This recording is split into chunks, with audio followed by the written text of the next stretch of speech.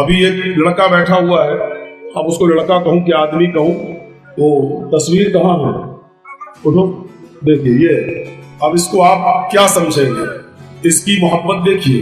جب میں جیل کے اندر گیا تو اس شخص نے 3 روزے رکھے ہمارے لیے، اور وہ بھی ٹی وی والا کہہ رہا کتنا بے شرم مولانا ہے، دیکھو 10 سال کی سزا سننے کے بعد بھی ہنس رہا ہے، اس کے چہرے پر ہنسی آ رہی ہے، کتنا بے شرم ہے. ابے بے شرم نہیں، بہادر بول.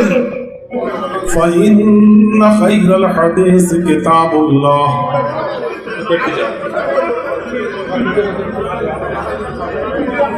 وَخَيْرَ الْهَدِيِ هَدْيُ مُحَمَّدٍ صَلَّى اللَّهُ عَلَيْهِ وَسَلَّمَ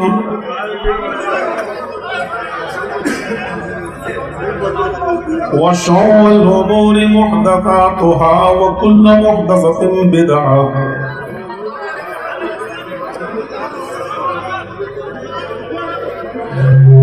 وَبِدْعَةٌ ضَلَالَةٌ وَكُلُّ ضَلَالَةٍ فِي النَّارِ.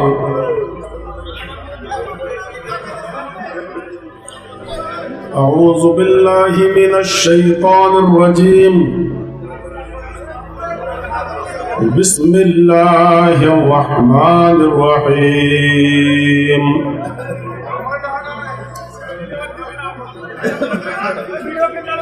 والعصر إن الإنسان لفي خسر إلا الذين آمنوا وعملوا الصالحات وتواصوا بالحق وتواصوا بالصبر. رب اشرح لي صدري ويسر لي أمري واحلل عقدة من لساني يفقهوا قولي.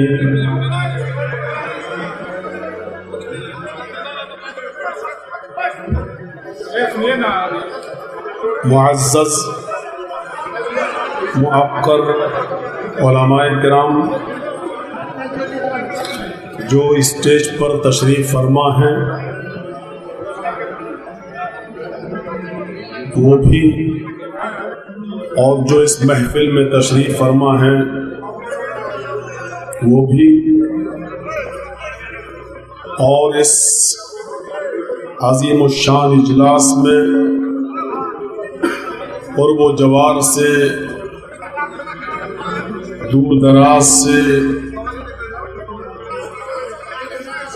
تشریف لائے ہوئے ہیں ہمارے سامعین حضرات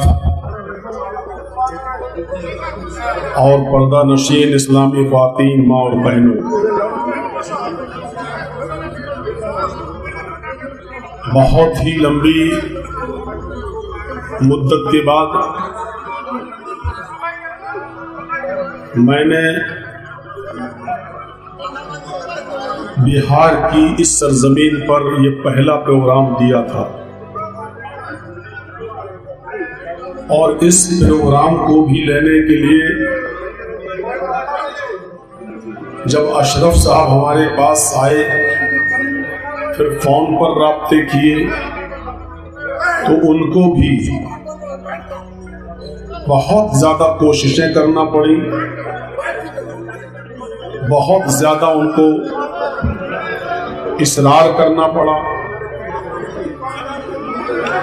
میں نے ان کے سامنے اپنی پریشانیوں کو رکھا، انہوں نے کہا کہ آپ کو کوئی دقت نہیں آئے گی، کسی بھی قسم کی کوئی پریشانی نہیں ہوگی. اس گاؤں کے لوگوں نے پورا ہم کو بھروسہ دلایا تھا، اور چونکہ میں نے یہ پروگرام ان کے اتنے زیادہ اصرار کے بعد اس لیے دے دیا کیونکہ اشرف ہمارے مصیبتوں کے دنوں میں، ہمارے پریشانیوں کے دنوں میں ہم سے ملنے آیا کرتا تھا. کئی مرتبہ وہ ملنے آیا، اور پھر جیل سے رہا ہونے کے بعد بہار کے کئی لوگوں نے پروگرام مانگے، لیکن میں نے کہیں نہیں دیا. अशरफ के कहने पर, उसके बहुत ज्यादा इसरार करने पर मैंने ये प्रोग्राम आपको दिया था, सिर्फ ये सोचकर कि जो शख्स हमारे पास जेल में आया, मिला, मेरे दुख और मुसीबत में काम आया, चलिए इतनी बात तो इस आदमी की रख ली जाए। आपके आज के इस जलसे ने और आपके आज के इस हंगामे ने हमें इस बात पर फिक्रमंद कर दिया है और सोचने पर मजबूर कर दिया है कि अब आगे कितने प्रोग्राम बिहार में दिए जाएं या न दिए जाएं। ये सोचने पर हमें उसने मजबूर कर दिया। बहरहाल आप अपनी आदत से मजबूर हैं और मैं भी अपनी आदत से मजबूर हूँ। अल्लाह की ज़मीन बहुत बड़ी है, बहुत वसी है। अगर हम बिहार नहीं आएंगे तो ऐसा नहीं कि अल्लाह रब्बुल आलमीन हमारे लिए दरवाजे बंद कर देगा। आप लोग जलसा सुनने के लायक नहीं हैं, आप लोग दीन की बातें सुनने के लायक नहीं हैं, आप लोगों के अंदर दीन की और शरीयत की मोहब्बत बिल्कुल नहीं है। आप लोग बिल्कुल न सुनना चाहते हैं और न समझना चाहते हैं। ये आज इस बात का अंदाजा बहुत अच्छी तरीके से हो गया। और अभी ये जलसा खत्म करने के बाद जब आप फारिग होंगे तो कल से उन मौलवियों की तहरीरें भी आप पढ़िएगा फेसबुक पर कि बाहर से मौलवियों को बुलाया जाता है, 1-1 लाख और 1.5 लाख रुपए लेते हैं, कौम का नुकसान।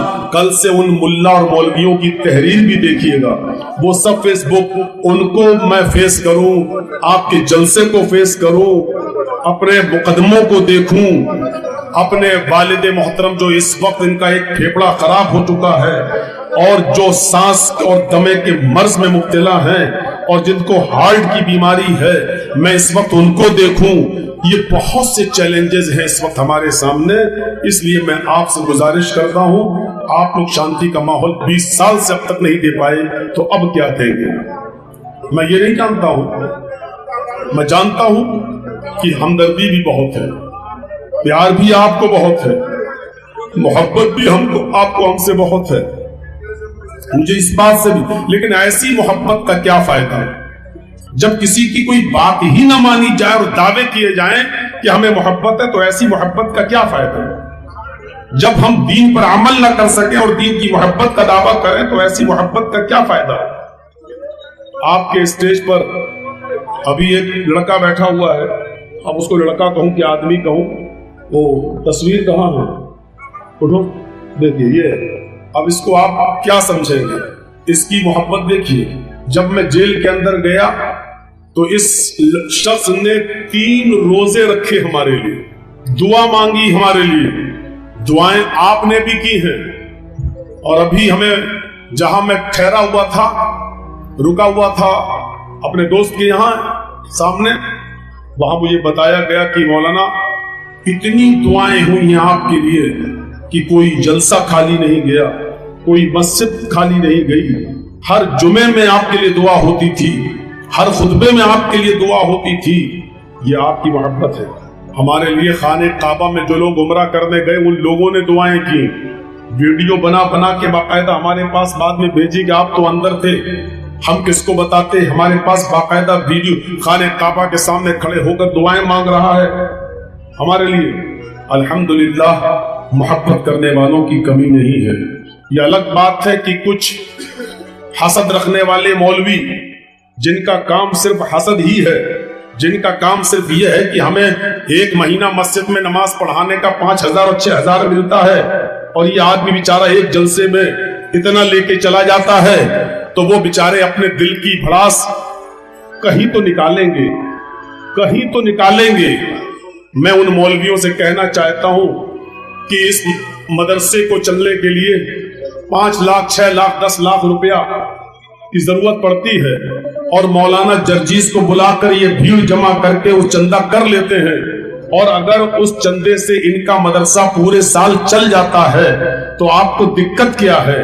अगर आप चाहते हैं कि मौलाना जर्जीस को न बुलाया जाए اور اتنا لمبا اور چوڑا خرچہ آپ کا نہ ہو تو آپ پورے سال کا خرچے کا انتظام کر دیجئے اس مدرسے کے لیے. یہاں کے بنیادی مسائل کو آپ حل کر دیجئے. آپ خود رسید چھپوائیے اور چندہ کر کے لا کے دے دیجئے.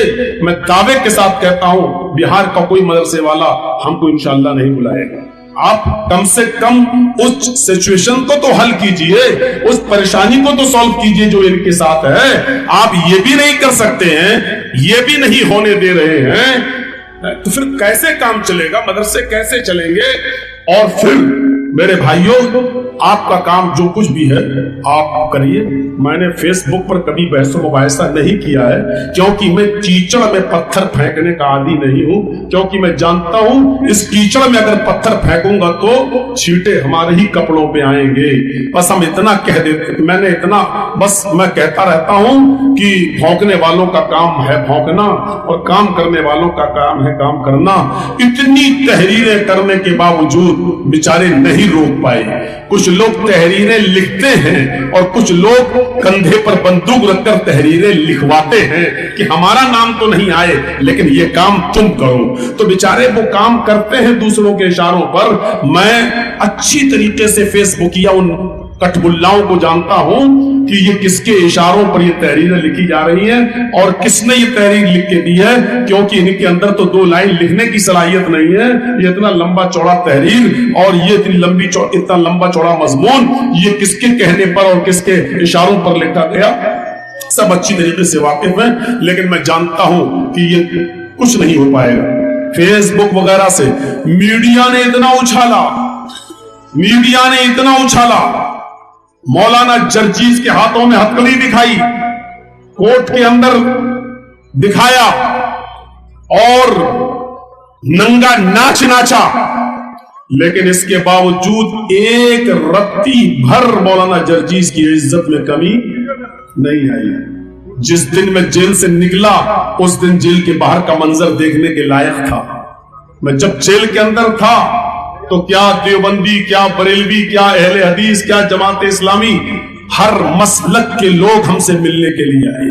جماعت اسلامی کے لوگوں نے اپنا وفد بھیجا, جمعیت علماء نے اپنے وکیل بھیجے کہ میں آپ کا کیس لڑنے کے لیے تیار ہوں. اپنی جماعت تو تھی ہی, اپنے تو تھے ہی, کہیں سے کوئی کمی نہیں. لیکن مجھے سب سے زیادہ تکلیف ہوئی بہار کے چینل والوں سے, یوٹیوبیا چینلوں سے. میں آپ کو پھر کہہ رہا ہوں کہ آج جو میں نے منع کروایا اور چینل والوں کو نہیں آنے دیا اور کسی بھی جلسے میں ہم نہیں آنے دے رہے ہیں, یہ ان لوگوں کی بدماشی کی وجہ سے میں اندر گیا. ورنہ اس دن مجھے باعزت بری کیا جا رہا تھا, باعزت بری. لیکن اس دن یہی تقریریں دکھائی گئی اور یوگی اور مودی کے فوٹو دکھائے گئے ہماری تقریروں کے ساتھ جج کو, اور کہا گیا کہ اگر آج اس کو چھوڑ دیا گیا تو یہ دنگا ہوگا, فساد ہوگا. اور وہی تقریریں جس سے ہم منع کرتے رہے کہ دیکھیے یوگی اور مودی کے ساتھ میرے فوٹو مت بناؤ, یہ تھمبل مت بناؤ, یہ ہیڈنگ مت بناؤ, میں چیختا رہا اور چلاتا رہا. لیکن چونکہ ان لوگوں کو اپنی بلڈنگ بنانا تھی, اپنے مکان بنانا تھے, اپنے گھر بنانا تھے, انہی تھمبل کو دیکھ کر ویورز بڑھتے ہیں دیکھنے والے, ان کو وہ سب بڑھا دکھا کر اپنے اکاؤنٹ میں 1 لاکھ روپیہ مہینہ کمانا تھا. اس کمائی کے چکر میں ان لوگوں نے میری ماں کو رلایا ہے, میرے باپ کو مزید ڈپریشن کا شکار کیا ہے, میرے بیوی اور بچوں کو 6 مہینے 5.5 مہینے کے لیے مجھ سے جدا کر کے میرے بچوں کو رونے پر مجبور کیا ہے. آئے تھمبل والوں, آئے یوٹیوب چینل والوں, اللہ تمہیں کبھی معاف نہیں کرے گا. میرے منع کرنے کے باوجود تم نے یہ حرکتیں کی ہیں, اس لیے میں نے ان کو سختی کے ساتھ منع کیا ہے. اور سب ہر طرف جلسے والوں کو اعلان کر دیا گیا, میں نے کر دیا, اگر ایک بھی چینل والا دکھ گیا اور آ گیا تو پھر میں نہیں آؤں گا, کسی بھی قیمت پر نہیں آؤں گا. وہ تو اللہ کا شکر ہے کہ میرے کیس میں کوئی دم نہیں تھی, میرے کیس میں کوئی سچائی نہیں تھی. اس لیے ہائی کورٹ کے جج نے مجھے جن لفظوں میں چھوڑا ہے وہ قابل مبارکباد کا مستحق ہے. اس نے لکھا ہے اپنے بیل باؤنڈ میں कि पूरी फाइल पढ़ने के बाद उसने जजमेंट में लिखा है कि पूरी फाइल पढ़ने के बाद ऐसा महसूस होता है कि मोहम्मद जर्जीस को राजनीतिक षड्यंत्र का शिकार बनाया गया है और मीडिया के दुष्प्रचार की वजह से नीचे कोर्ट के लोअर कोर्ट के जज ने इनको सजा सुनाई है। पूरी फाइल पढ़ने के बाद ऐसा लगता है कि ये आदमी एक दिन भी जेल में रहने के लायक नहीं है।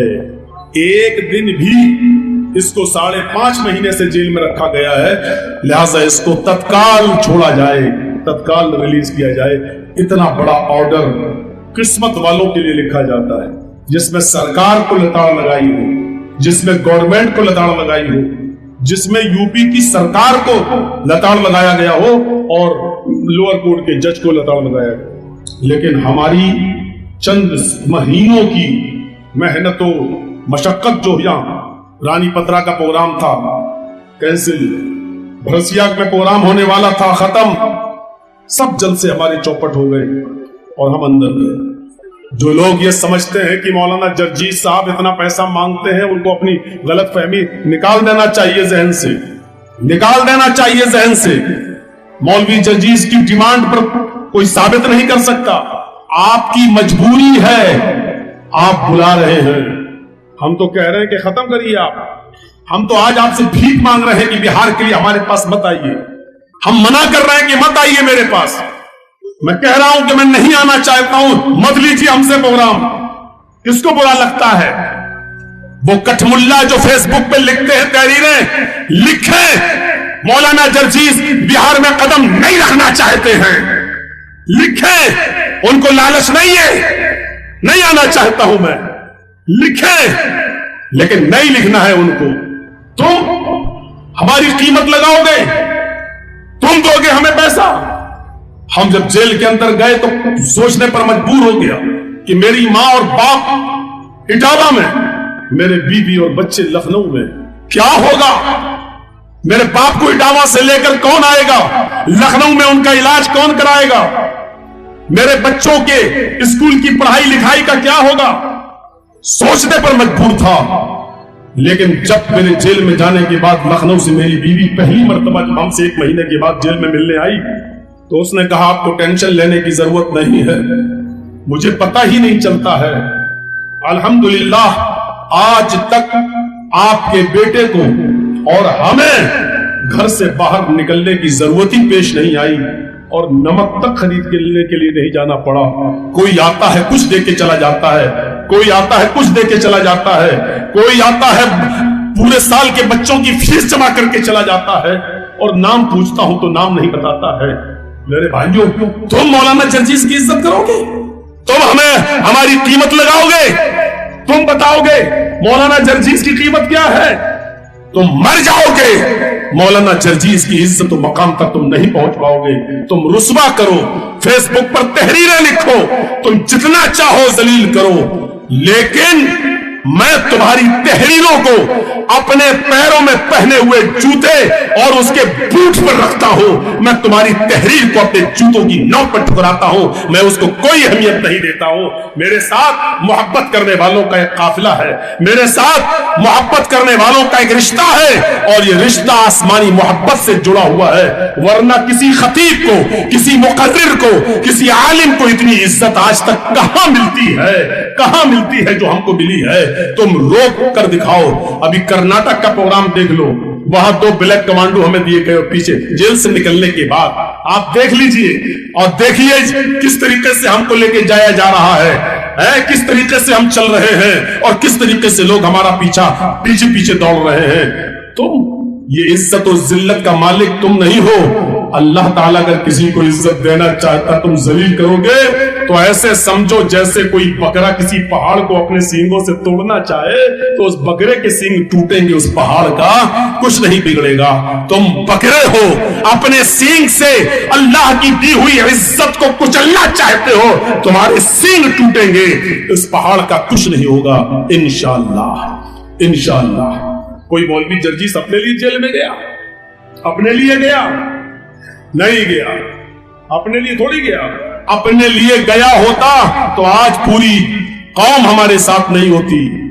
ابھی تو نمبر آ رہا ہے اور لوگوں کا۔ ڈاکٹر ذاکر نائک دیش چھوڑ کے چلے گئے۔ مولانا سعد صاحب، کل بیچارے مولانا سعد صاحب کو کتنا بدنام کیا گیا ٹی وی چینلوں نے، کرونا بم کرونا بم ہے، کتنا رسوا کیا ان کو۔ مولانا کلیم الدین صدیقی کو 2 سال جیل میں رکھنے کے بعد کل ان کو جیل سے رہائی ہوئی، پرسوں 2 سال، اور مولانا جرجیس کو تو باقاعدہ سزا سنائی گئی 10 سال کی، 10 سال کی، اور سزا والا اتنی جلدی نہیں نکلتا ہے، کم سے کم 2 4 5 6 سال اس کو جیل میں رہنا پڑتا۔ تب یہ پلاننگ تھی 2024 تک مجھے جیل کے اندر رکھا جائے تاکہ نہ یہ بنگال جا سکے پرچار کرنے، نہ یوپی میں کسی پارٹی کا ساتھ دے سکے۔ یہ بہت گہری ایک سازش تھی میرے خلاف، لیکن اللہ کا شکر ہے کیس میں جان نہیں تھی، کیس میں دم نہیں تھا، اس لیے اللہ تعالیٰ نے مجھے وہاں سے جلدی 5.5 مہینے کے اندر نکالا۔ جو لوگ مجھ سے ملنے آئے، میرے دکھ درد میں میرا ساتھ دیا، اللہ ان کو جزائے خیر دے۔ جو نہیں آ سکے، جنہوں نے ہمارے لیے دعائیں کی، اللہ رب العالمین ان کو بھی جزائے خیر عطا فرمائے۔ بہرحال میرے پیارے ساتھیوں، آپ کے معاملات آپ کے ساتھ ہیں، ہمارے معاملات ہمارے ساتھ ہیں۔ آپ دین کی عزت کرنا سیکھیے۔ مولانا جرجیس رہے نہ رہے ہمارے ساتھ، کل پھر کچھ ہو جائے ہم کچھ نہیں کہہ سکتے۔ میرے بھائیوں، کل ہمارے ساتھ کیا ہو ہم نہیں، لیکن آپ سے پھر میں عزت کرتا ہوں، گزارش کرتا ہوں، عزت کرنا سیکھیے دین کی۔ خاموشی کے ساتھ اجلاس کو سنیے۔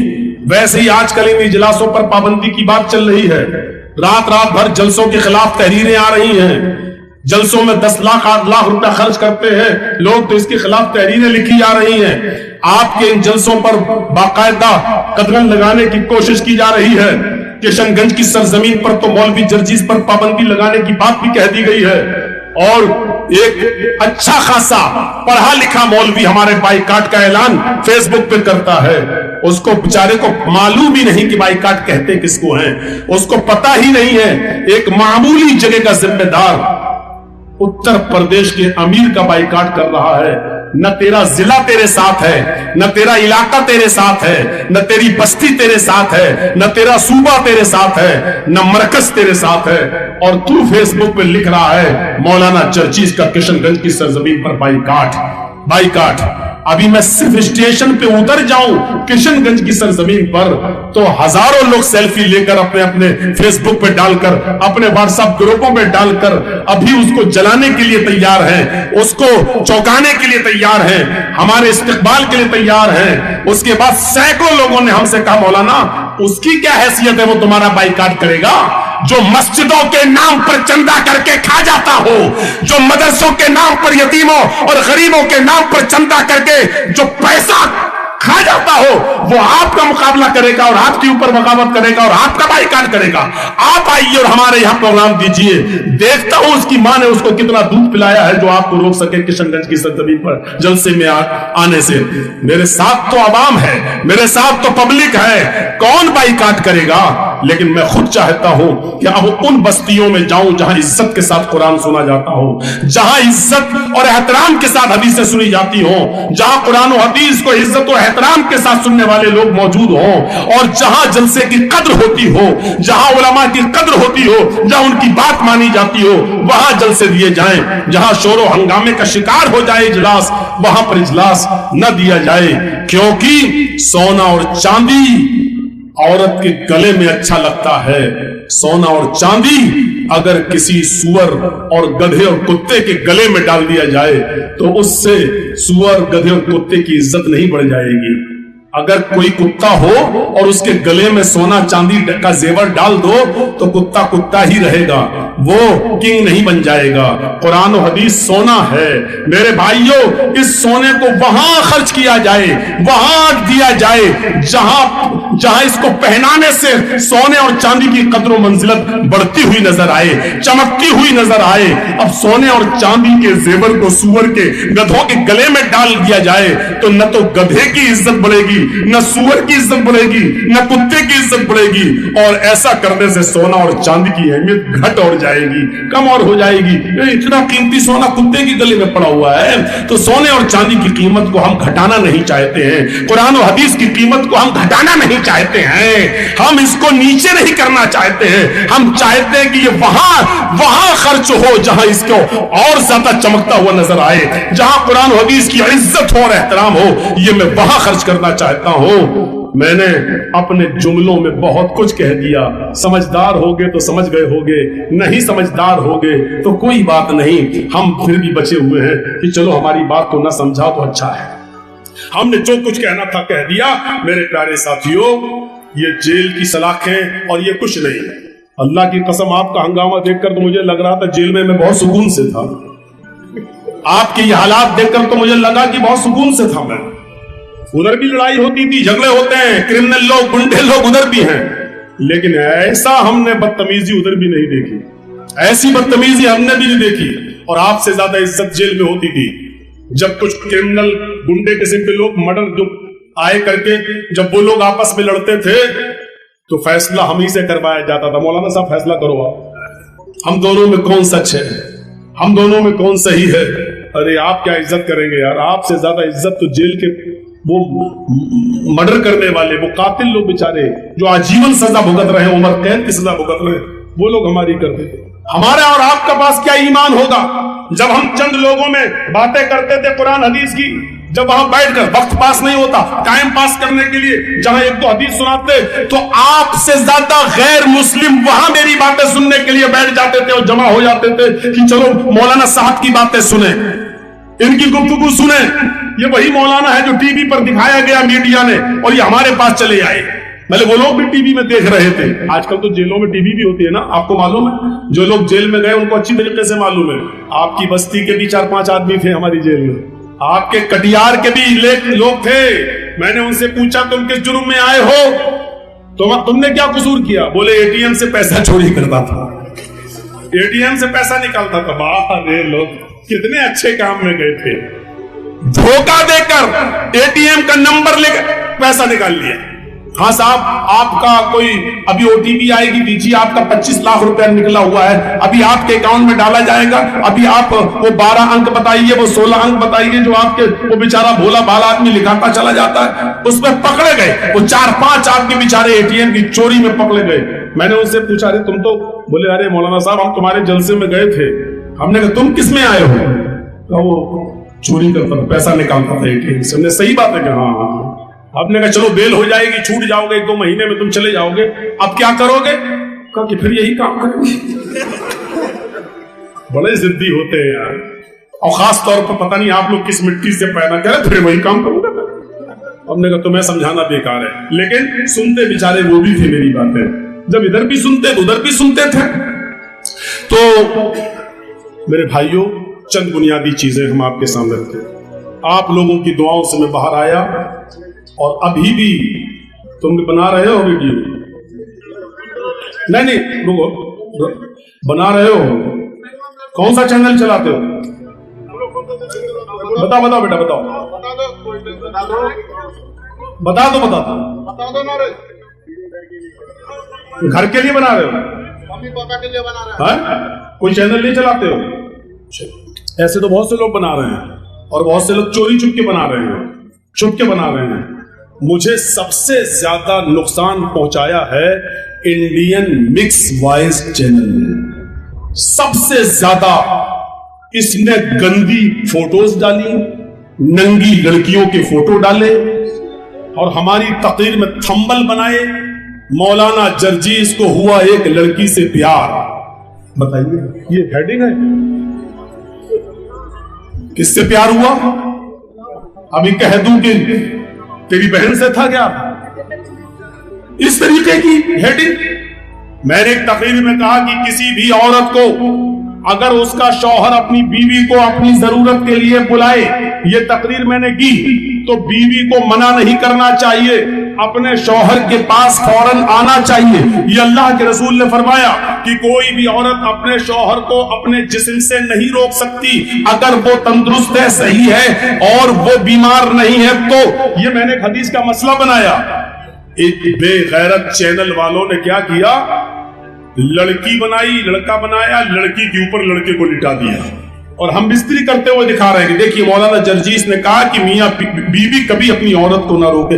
ابھی بے غیرتوں, بے شرموں, مرد اور عورت کی فوٹو بنانا ضروری تھی؟ میں نے بے پردگی پر تقریر کی تو بے پردہ عورتوں کی فوٹو بنا دیا اور تھمبل بنا دیا. میں نے آج لڑکیوں کے شارٹ کٹ پر تقریر کی کہ آج کے پہناوے یہ, تو تم نے ننگی لڑکیوں کے فوٹو بنا دیے تاکہ لوگ دیکھیں کہ اس تقریر میں کیا ہے. میں نے کہا کہ آج فلاں جگہ پر گورنمنٹ مسلمانوں پر ظلم کر رہی ہے, آپ نے اس جگہ کے مکھ منتری کا نام دے دیا اور آپ نے اس کے ساتھ میری فوٹو لگا دی. میں نے کہا کہ ہندو دھرم کے اندر بھی پردہ ہے تو آپ نے اس پہ لکھ دیا ہے, کیا لکھا ہے کہ قرآن میں لکھا ہے سیتا بھی پردہ کرتی ہے. بتائیے ہم بول رہے ہیں کیا اور آپ تھمبل بنا رہے ہیں کیا؟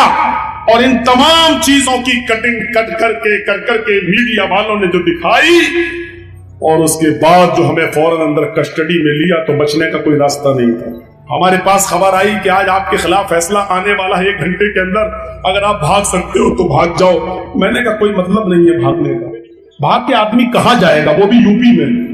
اگر ہم بھاگ بھی جائیں تو کہاں جاتے بھاگ کر؟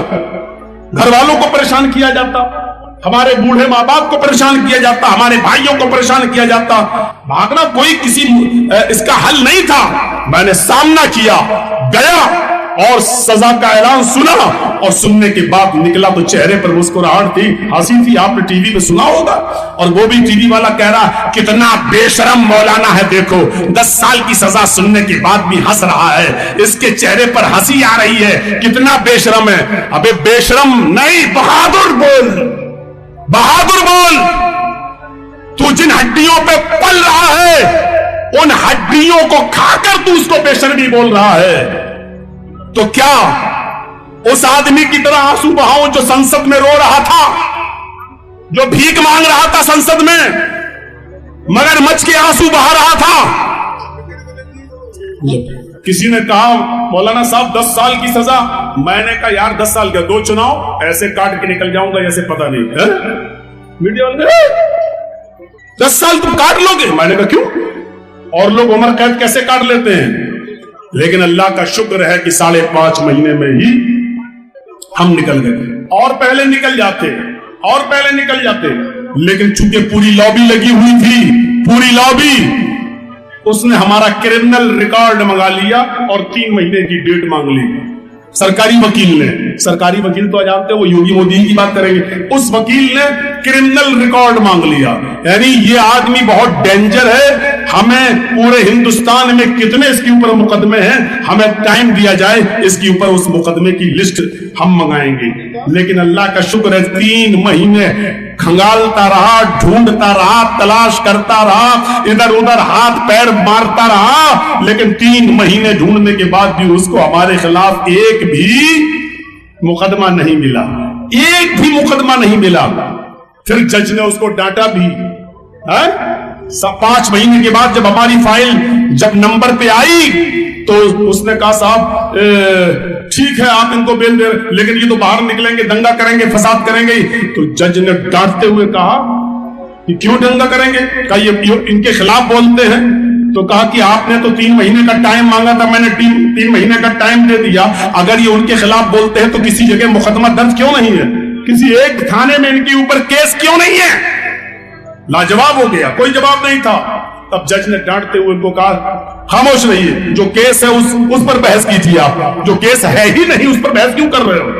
کہا صاحب یہ پھر دنگا کریں گے. تو جج نے کہا جب دنگا کریں گے تو پھر پکڑے جائیں گے, پھر آئیں گے, تب دیکھا جائے گا, ابھی تو کوئی کیس نہیں ہے ان کے اوپر.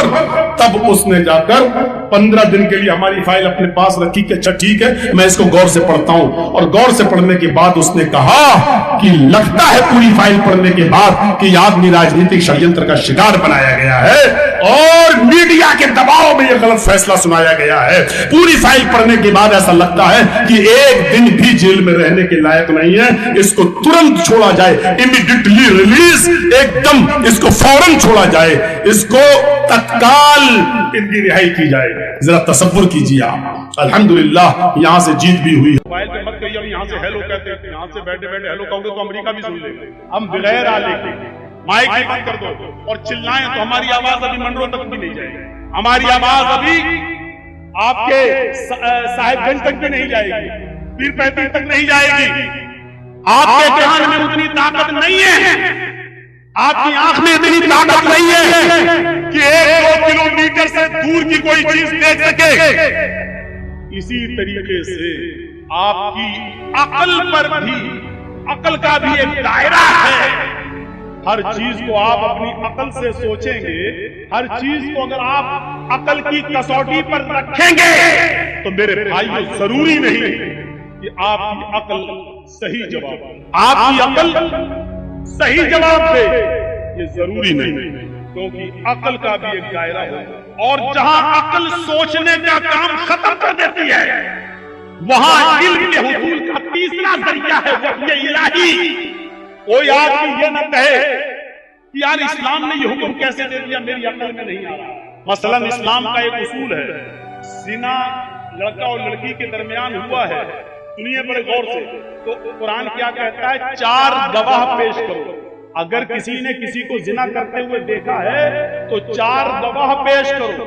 कुरान ने क्या कहा, 4 गवाह।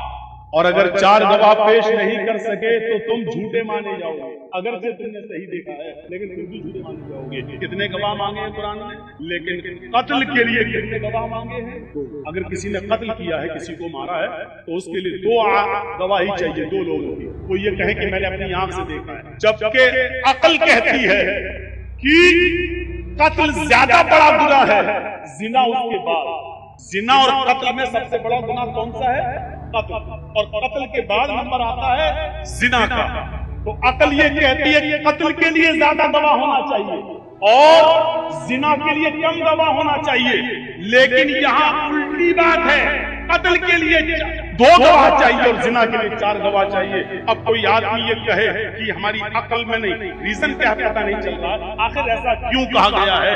अरे जब तुम्हारी अकल ने काम करना बंद कर दिया तभी तो ये वही उतरी है, तभी तो ये बताया गया है कि 4 गवाह कत्ल के लिए चाहिए और कत्ल के लिए 2 गवाह और जिना के लिए 4 गवाह चाहिए। अब रीजन तलाश मत करो, क्योंकि तुम्हारी अकल का दायरा वसी नहीं कि तुम इसको समझ सको।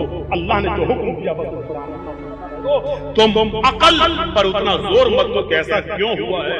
आप ऐसा सोच रहे हो कि ऐसा क्यों किया, ऐसा क्यों कहा कुरान ने, ऐसा क्यों कहा अल्लाह ने, तो आप समझ लो कि आप यहाँ बैठे बैठे आप ये सोच रहे हो जो आपके दायरे अकल में, और अकल का हर चीज की अकल की कसौटी पर रखकर जायज और नाजायज का फैसला। ऐसा क्यों हो गया है? हर आदमी की अकल अपने हिसाब से चल भी नहीं सकती। आप देख लीजिए, जहांगीरपुरी के अंदर जुलूस निकले, फिर उसके बाद में पत्थरबाजी हुई, उसके बाद बुलडोजर चला दिए गए। अकल कहती है कि नाजायज अतिक्रमण को हटाया गया है, ये कहा गया है, मस्जिद का दरवाजा तोड़ दिया गया है, लेकिन मंदिर तक पहुंचते बुलडोजर रुक जाता है और क्या कहा जाता है कि सुप्रीम कोर्ट का ऑर्डर आ गया है, इसलिए मैंने नहीं तोड़ा है। ये भी अक्ल कहती है, और ये भी अक्ल कहती है कि नाजायज अतिक्रमण सिर्फ मुसलमानों की बस्तियों ही में है, क्या और दूसरी बस्तियों में, दलितों और आदिवासियों की बस्तियों में नहीं दिखाई दे रहा है? सिर्फ मुसलमानों की बस्तियों ही में क्यों अतिक्रमण हटाया जा रहा है? अक्ल ये भी कहती है अगर हर आदमी को उसकी अक्ल के मुताबिक चलने की इजाजत दे दी जाए तो माफ कीजिएगा, एक आदमी की अक्ल कुछ और कहती है और दूसरे आदमी की अक्ल कुछ और कहती है, फिर दुनिया में निजाम चल ही नहीं सकता। इसलिए दुनिया के निजाम को चलाना है तो वही इलाही के जरिए, कुरान हदीस के उसूल के जरिए। क्योंकि जब हमारी अक्ल काम करना बंद कर देती है तो वहां तीसरा दरवाजा इल्म के हुसूल का खुलता है। नागासाकी और हिरोशिमा ये दो बस्तियां ऐसी हैं दुनिया में, पूरी दुनिया में अभी इस दिन दो बस्तियों पर ही एटम बम बरसाए गए, मालूम है ना। अमेरिका ने हिरोशिमा पर और नागासाकी पर एटम बम बरसाए, सिर्फ इन दो बस्तियों पर। और एटम बम बरसाने के बाद जिन बस्तियों में ये एटम बम बरसाए गए, आज भी उन बस्तियों के अंदर लंगड़ी, लूली और अपाहिज औलाद पैदा हो रही है। दुनिया का एक बड़ा हिस्सा ये कहता है अमेरिका को एटम बम नहीं बरसाना चाहिए था, इतने खतरनाक हथियार नहीं बरसाने चाहिए थे। इसने नस्लों के पर नस्लें जो पैदा हो रही हैं वो लंगड़ी और लूली और अपाहिज औलाद आज भी पैदा हो रही हैं। ये दुनिया का बड़ा हिस्सा अमेरिका के सिलसिले में ये कहता है, लेकिन अमेरिका ये कहता है कि हमने हिरोशिमा और नागासाकी पर अगर बम न बरसाए होते तो कम से कम 1 करोड़ आदमी मारा जाता। मैंने ये बम बरसाकर 1 करोड़ लोगों को मौत के घाट उतरने से बचा लिया, क्योंकि अगर हम ये बम नहीं बरसाते तो इतनी बड़ी जंग होती, इतनी बड़ी लड़ाई होती और ये लड़ाई दुनिया के कई हिस्सों में फैलती, उसमें तकरीबन 1 करोड़ लोग मारे जाते। उन 1 करोड़ लोगों को हमने बचाया, 2 बम बरसा दिए। उन बम बरसाने से 1 लाख आदमी मारा गया, लेकिन हमने 1 करोड़ लोगों को मरने से बचा लिया। मेरे भाइयों, वो अपनी अकल का इस्तेमाल कर रहा है, ये अपनी अकल का इस्तेमाल कर रहे हैं। दुनिया अपनी अकल से बोल रही है, अमेरिका अपनी अकल से बोल रहा है। अगर हर इंसान को अपनी अपनी अकल के मुताबिक चलने की इजाजत दे दी जाए तो माफ कीजिएगा मेरे भाइयों, दुनिया का निजाम हराम हराम हो जाएगा। मैं पूछना चाह रहा हूं, जो लोग अकल परस्त हैं और अपनी अकलों को सबसे बुलंद तसव्वुर करते हैं, जो ये कहते हैं कि इसमें बुराई क्या है, लड़का लड़के के साथ रहे और लड़की लड़की के साथ रहे। अगर वो पर्सनल जिंदगी में ऐसा रहना चाहते हैं तो मुझे बताइए कि इसमें बुराई क्या है। अकल कहती है कि इसमें कोई बुराई नहीं है, अकली तौर पर कोई बुराई नहीं है। मैं उनसे पूछना चाहता हूं, मैं उन लोगों से सवाल करना चाहता हूं जो अकल को उसके दायरे से बड़ा दर्जा दिए बैठे हैं। मैं पूछना चाहता हूं कि बहन से और बेटी से निकाह करने में और शादी करने में बुराई, मुझे जवाब दें। जो तीसरा हुसूल इल्म का जरिया नहीं मानते, वही इलाही को हुसूल इल्म का जरिया नहीं मानते, जो अकल ही को सब कुछ तसव्वुर करते हैं, वो मुझे बताएं कि बहन से और बेटी से निकाह करने में बुराई क्या है। बल्कि अगर अक्ल के एतबार से सोचा जाए तो अक्ल तो ये कहती है कि एक बहन के साथ भाई का रिश्ता करना और ज्यादा बेहतर है, क्योंकि मैं अपनी बहन के मिजाज को जानता हूँ, मेरी बहन मेरे मिजाज को जानती है, वो क्या पसंद करती है मैं जानता हूँ, मैं क्या पसंद करता हूँ वो जानती है। वो हमें कपड़े धुलने में झिझक महसूस नहीं करती है, खाना खिलाने में और पकाने में दिक्कत महसूस नहीं करती है। हम उसके साथ अगर शादी कर लें या निकाह कर लें तो हमारी जिंदगी तो और अच्छी गुजर सकती है। ये कौन सी अक्लमंदी है कि हमने अपनी बहन के मिजाज को समझा, और खूबसूरत है मेरी बहन, बेहतरीन है, अच्छे सलीके वाली है, नाज़ और नखरे में पली हुई है, मेरा बाप विरासत में बहुत सा माल छोड़ के गया है, मैं अपनी बहन को बहुत अच्छी तरीके से रख सकता हूँ। लेकिन ये कहाँ की अक्लमंदी है कि अपने घर की दौलत को हम दूसरे के घर में बिहा दें और अपनी बहन को दूसरे लड़के के साथ शादी करा दें जो हमारी बहन के मिजाज को समझता नहीं है, या अपनी बेटी को हम दूसरे अपने घर की दौलत को दूसरे को दे दें। ये कहाँ की अक्लमंदी है। अकल तो कहती है कि अपनी बेटी और बहन के लिए ज्यादा मत है, लेकिन इसको न बरतानिया सही मानता है, न अमेरिका सही मानता है, न हिंदुस्तान सही मानता है, कोई सही नहीं। क्या क्या नहीं, समाज इसको बर्दाश्त नहीं करेगा। ये समाज ही बहुत बुराई है। एक बहन को तुम निकाह में कैसे रख सकते हो, एक बेटी को तुम निकाह में कैसे रख सकते हो। मैं कहना चाह रहा हूं, समाज की दुहाई क्यों दे रहे हो, अब तक चला आ रहा है, इसकी दुहाई क्यों दे रहे हो। मुझे अकल के हिसाब से बताओ कि क्या बुराई है। शादी के बाद मेरी बहन को उधर भी बच्चे पैदा करना है, अगर मेरे घर में रहेगी तो बच्चे इधर भी पैदा होंगे। मेरी बेटी को उधर भी मां बनना है, बच्चे पैदा करना है, वो मेरे घर में रहेगी तो इधर भी बच्चे पैदा कर सकती है। तो मेरे भाई میں سمجھتا ہوں کہ عقلی طور پر تو کوئی برائی نہیں ہے، لیکن آپ سماج کی دہائی دیتے ہو کہ یہ چیز غلط ہے۔ ایک بہن کے ساتھ رشتہ، آج بہن کے ساتھ شادی کرنے کو اس لیے برا سمجھا جاتا ہے کیونکہ سماج اس کو برا جانتا ہے، سماج اس کو برا جانتا ہے، اس لیے ہم بھی برا جان رہے ہیں۔ لیکن اگر عقل کے اعتبار سے دیکھا جائے تو کوئی برائی نہیں ہے، لیکن ہم اپنی عقل کو استعمال نہیں کر سکتے ہیں۔ ہمیں یہاں وحی نے بتایا ہے، ہمیں یہاں جبرائیل نے بتایا ہے، ہمیں قرآن نے بتایا ہے، ہمیں اللہ کے حکم نے بتایا ہے کہ بہن کے ساتھ رشتہ کرنے میں اور بیٹی کے ساتھ کیا برائیاں اور یہاں ہم عقل کا قلب نہیں دے سکتے ہیں، بلکہ یہاں علم کی حقیقت کا ذریعہ ہے وحی ہے۔ عقل سے اتنا ہی کام لو جو اس کے دائرے میں، اسے زیادہ کام۔ شریعت کے اندر احکام کی 3 قسمیں ہیں۔ پہلی قسم یہ ہے نص قطعی جو کسی بھی صورت میں بدلی نہیں جا سکتی ہے۔ اسلام جس شکل میں نافذ ہوا، جو احکام فرض کر دیے گئے وہ کسی بھی صورت میں بدلے نہیں جا سکتے ہیں، چاہے آیات آ جائے، زمانہ کتنی بھی ترقی کر جائے، وہ احکام بدلے نہیں جا سکتے ہیں، کسی بھی قیمت پر وہ ویسے ہی رہیں گے جیسے موجود ہیں۔ احکام کی ایک دوسری قسم ہے جس میں اجتہاد کیا جا سکتا ہے، جس میں اجتہاد کیا جا سکتا ہے۔ مثلاً کوا حلال ہے یا حرام، قرآن میں کہیں نہیں آیا اور حدیث میں کہیں نہیں آیا کہ کوا حرام، چیل حرام ہے کہ حلال، قرآن میں کہیں نہیں آیا کہ چیل حرام ہے، حدیث میں کہیں نہیں آیا کہ چیل حرام ہے، شیر حرام ہے کہ حلال کہیں نہیں آیا، نہ قرآن میں نہ حدیث میں۔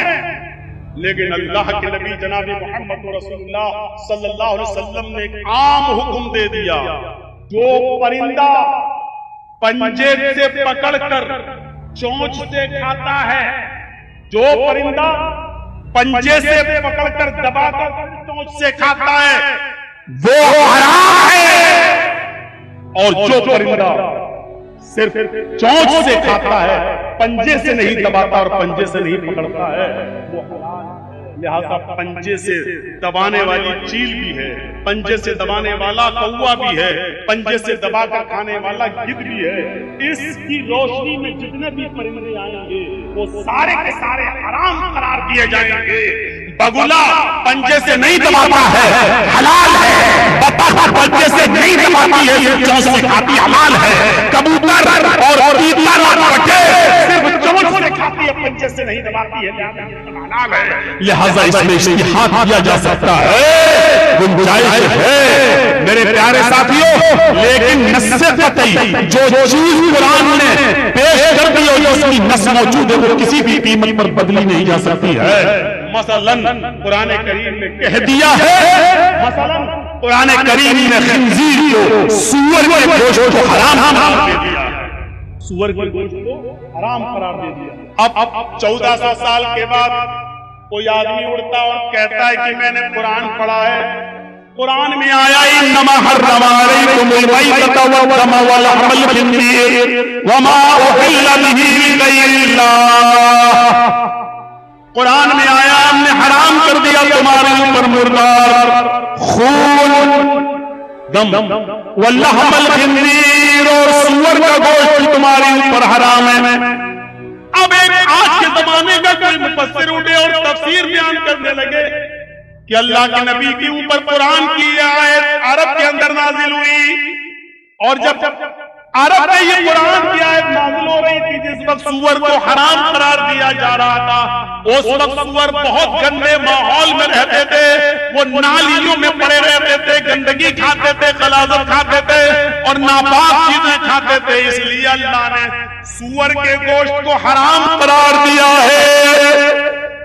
اب زمانہ ترقی کر چکا ہے، اب سوروں کے لیے بڑے بڑے فارم ہاؤس بنا دیے گئے جہاں ان کو لیٹرین کھانے سے اور گندگی کھانے سے ان کو روک دیا گیا ہے، ان کے لیے اسپیشل دانہ بنا دیا گیا ہے، وہ اپنے اسپیشل دانہ کھا کر بڑے ہو رہے ہیں، وہ گندی چیزیں نہیں کھا رہے ہیں، لہذا اب سوروں نے گندی چیزیں کھانا چھوڑ دی ہے، لہذا قرآن کی آیت اس ماحول کے لیے تھی، اس ماحول کے لیے نہیں ہے، لہذا جو جانور گندگی نہیں کھاتے، لیٹرین نہیں کھاتے، نالیوں میں نہیں رہتے اور وہ دانہ کھا رہے ہیں، ان کے لیے اسپیشل دانہ اور پاک چیز بنائی گئی ہے، لہذا وہ کھا کر بڑے ہو رہے ہیں، تو आज के इस दौर में ऐसे सूअरों को खाना जायज हलाल है, वो आप खा सकते हैं।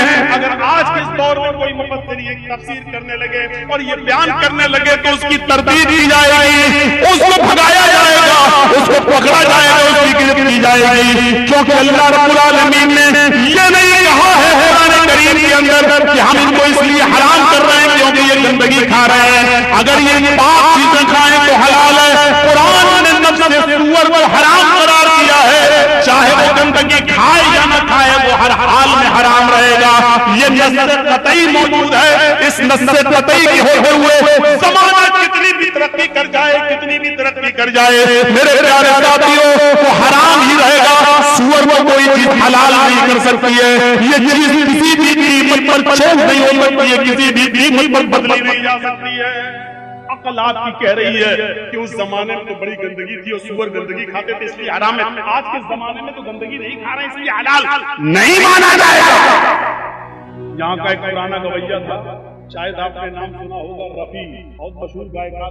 रफी साहब हज करने के लिए गए और मक्के से मदीना जाते वक्त कहीं रास्ते में उनको रुकना पड़ा तो रुक गए। वहाँ एक अरबी देहाती गाना गाता हुआ है, अरबी देहाती गाना गाता हुआ है, और वो बड़े भोंडे अंदाज में गाना गा रहा था, बड़े भोंडे अंदाज में गाना गा रहा था। न तो उसको ढोल बजाना सही से आ रहा था, न कुछ और सारंगी बजाना, न भोंपू बजाना, और गाना भी बहुत बुरी आवाज में गा रहा था।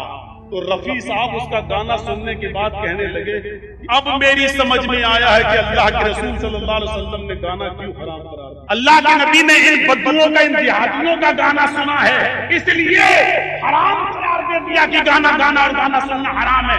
अगर हमारा गाना सुना होता तो कभी हराम करार देता, क्योंकि हमारी आवाज बड़ी अच्छी है, खुशबूबी के साथ हम गाते हैं। अगर हमारा गाना सुना होता अल्लाह के नबी सल्लल्लाहु अलैहि वसल्लम ने तो उसको हराम करार नहीं देते। देखिए अपने हिसाब से ये लोग तो गाना गाने नहीं जानते, गा भी रहे हैं तो बड़े गंदी और भद्दी आवाज में, इसलिए नबी ने हराम करार दिया। अगर नबी हमारा उस जमाने में हम होते और हमारा गाना सुनते तो कभी गाने को हराम करार नहीं देते, अपने हिसाब से उसने ढाल दिया। तो मेरे भाइयों, शरीयत को अपने हिसाब से नहीं ढाला जा सकता, ये शरीयत को अपने हिसाब से नहीं ढाला जाता। कुरान की एक आयत है,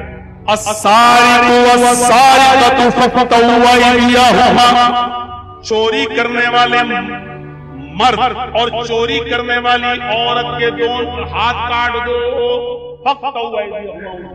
मर्द चोरी करे तो मर्द का, औरत चोरी करे तो औरत का हाथ काट। कुरान में क्या कहा? हाथ काट। पाकिस्तान के एक मुफस्सिर ने इसकी तफसीर क्या की है, मैं नाम नहीं लेना चाहता हूँ, पाकिस्तान के मुफस्सिर ने तफसीर की है, चोर से मुराद इंडस्ट्रीज है, ये बड़े बड़े जो कारखाने चल रहे हैं ये इंडस्ट्रीज है। और अल्लाह रब्बुल आलमीन ने कहा कि इनके हाथ काट दो, तो हाथ से मुराद नेशनलाइजेशन, यानी इन तमाम इंडस्ट्री को अपने इनको छीन कर अपने कब्जे में ले लेना चाहिए गवर्नमेंट को। और काटने से मुराद क्या है? इनको काट दो, यानी इनके सरमायाकार जिन्होंने दौलत और पैसे को अपने पास जमा कर रखा है, ये यानी जिन लोगों ने बड़े पैसा कमा कर इंडस्ट्रीज बना ली और कारखाने बना लिए, इन कारखानों को, इनकी कमाई को छीन कर गवर्नमेंट को अपने हवाले कर लेना चाहिए। ये मतलब है कुरान की इस आयत का, मेरे भाइयों। हालांकि उसकी तफसीर बिल्कुल गलत है, क्योंकि कुरान करीम ने कहीं नहीं कहा कि इससे मुराद ये है। उसने कहा कि चोरी करने वाला चाहे मर्द हो या औरत, उसका हाथ ही काटा जाएगा। इंडस्ट्री का मालिक कोई कितना बड़ा हो, अगर वो हलाल पैसे से कमाया हुआ है तो उसकी इंडस्ट्री पर आंच नहीं आनी चाहिए। कोई आदमी कितनी ही उसको अपनी अक्ल से बदलने की कोशिश करे, वो नहीं बदल सकता। अरब के काफिर क्या कहते थे, मुशरिकीन मक्का क्या कहते थे? ये मोहम्मद सल्लल्लाहु अलैहि वसल्लम सूद को हराम करार दे रहे हैं, अल्लाह के नबी सूद को हराम करार दे रहे हैं। अरे सूद हराम कैसे हो गया? रिबा, सूद ब्याज हराम कैसे हो गया?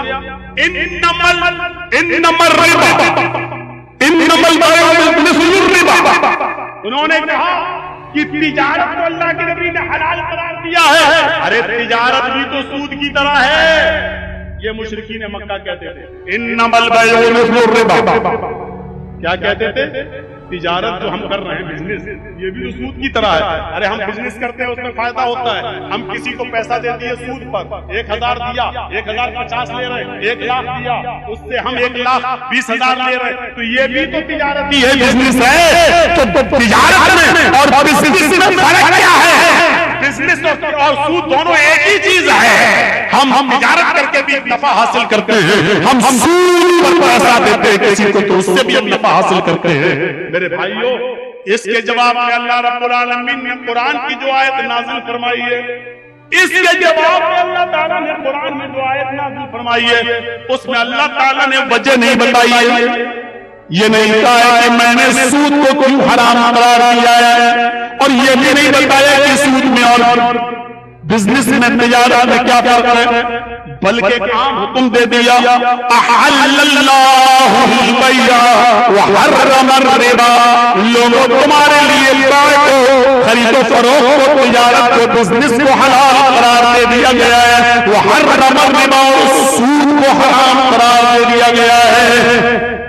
کوئی وجہ سمجھ میں نہیں آ رہی ہے، لیکن ہمیں ماننا پڑے گا بزنس حلال ہے اور سود حرام ہے.